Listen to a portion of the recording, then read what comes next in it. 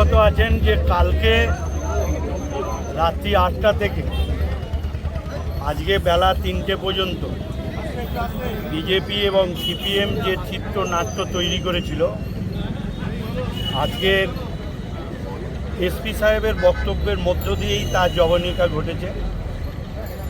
এবং যেভাবে থানায় অভিযোগ জানানো হয়েছিল, সেই অভিযোগের প্রাথমিক তদন্তে এই অভিযোগ একটাকেও মিলছে না। এবং যেহেতু তদন্ত চলছে, সেহেতু এ ব্যাপারে আর না কিছু বলাই ভালো। তবে এটা আমাদের দুঃখ, আমরা যারা এখানে এসেছি, এসপি সাহেবের সঙ্গে দেখা করতে এসেছি, আমাদের সিঙ্গুরের সবাই জনপ্রতিনিধি।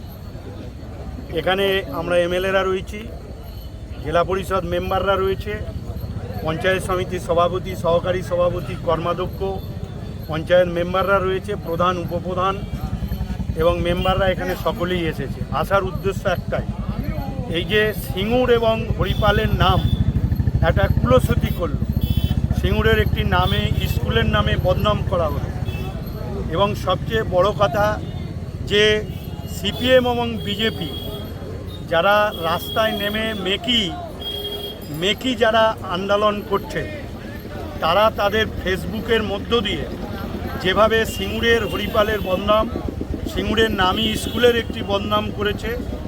এবং বিশেষ করে তারা যেটা মানুষকে বলেছিল যে 4 চাকা গাড়ি করে তুলে নিয়ে গিয়ে ওখানে ফেলা হয়েছে, এটা সর্বৈব মিথ্য।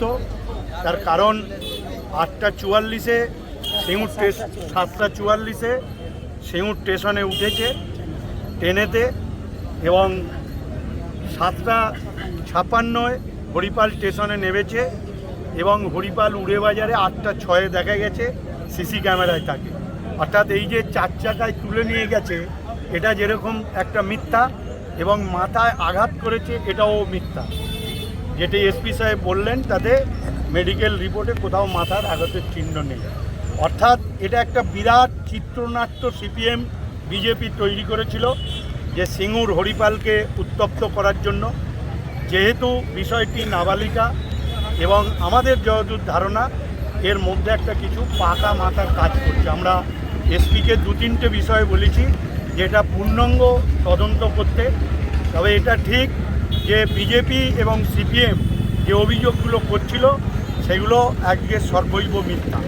সেই জন্য আমরা এসপি সাহেবের কাছে আমরা জনপ্রতিনিধিরা সকলেই আবেদন করেছি যে যারা ফেসবুকে এই যে গণধর্ষণ, 4 চাকায় তুলে নিয়ে গেছে, মাথায় আঘাত করেছে, এই যে বিষয়গুলো বলে মানুষকে বিভ্রান্ত করেছে, এবং তাদের বিরুদ্ধে আইনগত ব্যবস্থা নিতে হবে। আর একটা হচ্ছে যে বিজেপি সিপিএম এই রাত দখল, ভোর দখলের নামে এই যে অন্ধকারে যে আন্দোলন কর্মসূচি, এর একটা পুরো রহস্য রয়েছে। আর কারণ আমাদের স্থির বিশ্বাস, তারা রাতের অন্ধকারে তাদেরই আন্দোলনকারী কোনো মহিলার শ্লীলতাহানি করে আমাদের শাসক দলের ওপর একটা দোষ চাপাবার তারা প্রক্রিয়া জারি করছে এবং চেষ্টা করছে।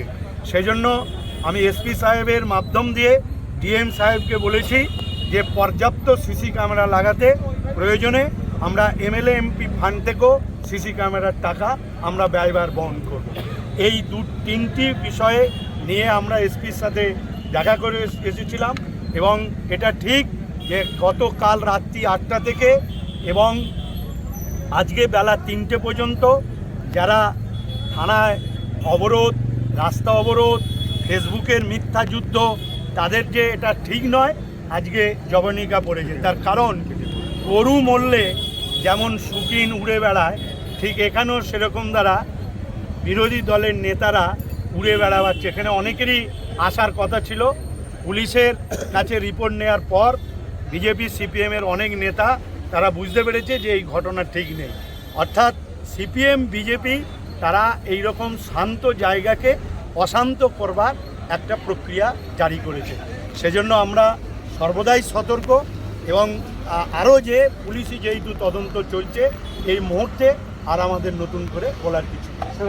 মাস construction, government contractor and general order supplier. এখানে ইট, বালি, পাথর, পাইপলাইন, সাবমার্সিবল, সিমেন্ট, রড, যাবতীয় মালপত্র খুচরো ও পাইকারি দামে পাওয়া যায়। আমাদের ঠিকানা ধামসা বাজার, মির্জা মার্কেট, আরামবাগ, হুগলি। প্রোভাইডার নুরুল ইসলাম মির্জা ওরফে মিন্টু। Mobile number 9874445571।